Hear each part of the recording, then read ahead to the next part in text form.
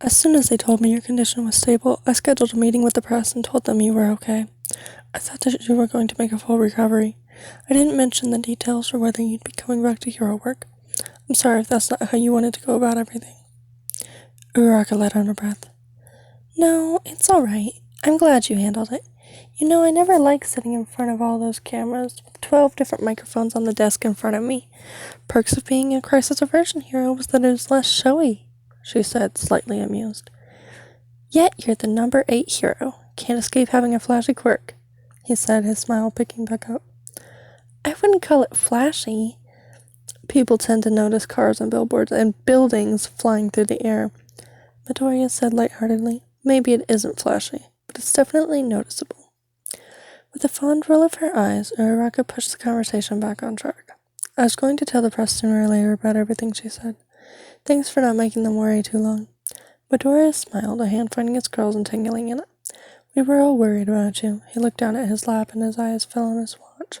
Sighing, he said, They told me I needed to leave by 5:30 so you could rest. That's alright. I'll see you again later? Yeah, I'll call up and check on you tomorrow. The chatter of a few voices caused Uraraka to stir. She was unsure of when she'd fallen asleep, not even recalling having dinner before doing so. Possibly a side effect of the medication, though more likely a relic of her childhood. Missed meals were nothing to her, despite her parents' constant berating over the matter. A soft knock at the door, and she turned her head to look at it.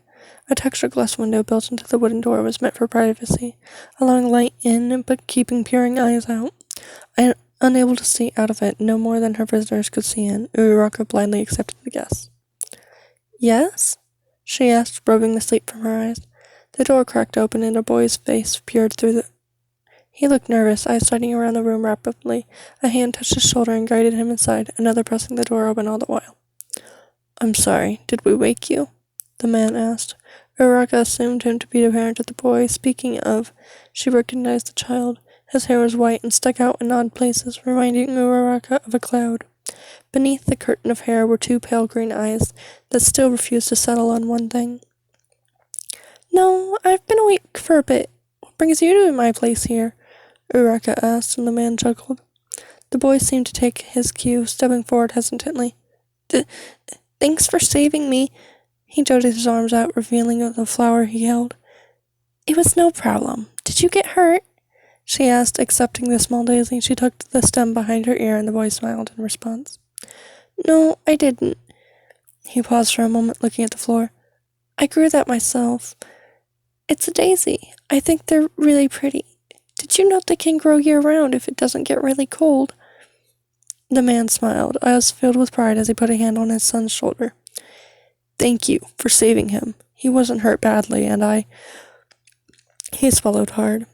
I don't know what my husband and I would have done if he not made it, went unsaid. Of course, that's why I save people, she said, smiling reassuringly. Years of being on camera had caused her to perfect the kind look. The man was calmed by the action and nodded, smiling like, I'm sorry about your condition.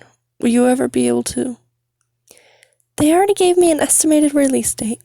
Uraraka gave a double thumbs up, more so to the boy who had been looking at her cast with a guilty expression.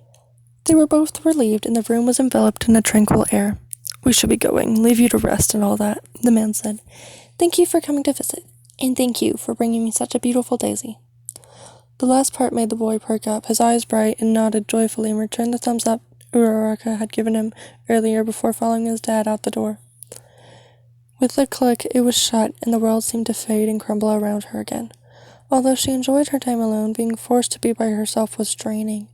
She touched a hand to the flower still hidden in her hair, a reminder that the outside world existed. She had been confined to the bed, fired from a job that she only had in order to help others, and left there to rot. Feeling far too dramatic, Uraraka chuckled and shook her head, trying to remove the depressing feelings. Mercifully, she was whisked away from her solitude by yet another knock on the door. It hasn't been long. Am I that popular? She jokingly muttered before raising her voice enough for the person to hear her. Come in. A nurse in baby blue scrubs walked in, wheeling a cart stacked with trays. Oh, Kimura, hello, Uraraka greeted her, eyeing the cart. Ochako, she said, turning to face the woman, her arms crossed. You didn't have dinner last night. Sorry, I fell asleep. I wasn't really hungry though, so. The nurse sighed, hand coming up to pinch the bridge of her nose, slightly displacing her glasses as she did. If you don't eat, how do you expect your body to heal itself? Well, I don't. I just didn't think it'd be that big a deal. She wasn't keen on explaining herself to Kimura. Airing her family's financial reasons to her nurse didn't seem appropriate nor relevant either way. Of course it's a big deal, she sighed, fixing her glasses and pushing a tray into Uraraka's hands. Eat up, kiddo. Your legs and hips have a lot of repairing to do, so you need all your vitamins. She moved to the curtain, throwing it open. Uraraka noticed a slight limp in her left leg and silently wondered if that was why she stopped field work. All right, but I'm not a kid, Uraraka replied, picking up the chopsticks from their plastic wrap and grabbing a bite of rice. A cup of milk was taken from the cart and placed on her bedside table. Are you as old as me? She asked. Uraraka gave a huff in return. Exactly. Now make sure you eat it all. I'll be back later with lunch. Hit the button if you need anything. Her tone reminded Ochako of her mother. Kind in her words, yet stubborn. I will, Uraraka said. The woman was satisfied, nodding once and turning to push the cart out the door. Oh, wait, She cleared her throat, eyes dipping down to her tray before landing back on the nurse. Have you contacted my mom about my hospitalization? No, we haven't gotten her contact information, and since you're above 18, we aren't legally required to search for her. Michael paused at the door, scanning Uraraka's face momentarily. Do you want to pass on her information? Or your father's? Oh, no. My dad died a while back, towards the end of high school. A hand raised to the back of her neck, rubbing it awkwardly. And I don't want my mom to worry. She hasn't been the same since he passed. I'm sorry for your loss. The nurse spoke in a practiced tone, solemn yet mildly assuring all the same. I have to deliver these before they get cold. Michael gestured at the tray stacked in her cart. Yeah, of course. Sorry to keep you so long. Thank you. With a slight hum, the nurse pushed her cart away even after the door shut. Uraraka could faintly hear the wheels squeak as she made her way through the building. The disconsolate air about the room didn't lessen Uraraka's appetite. Skipping dinner the previous night left her rather hungry. Wolfing down her meal, a fish bone and used chopsticks were all soon that remained. The cup of milk was drained just as quickly as the rest of her brisk breakfast, leaving behind a milk mustache on her face. Thank you for watching. This has been part 2 of chapter 3 of But Friend, This Cage is Inside Out, read to you by Once Upon a Tea Time. Unfortunately, it has been a couple minutes since I posted the last thing. I'm gonna post both halves to this chapter tonight, though. Yeah, that's my fault. I'll try not to do that again. Thank you for listening. Goodbye.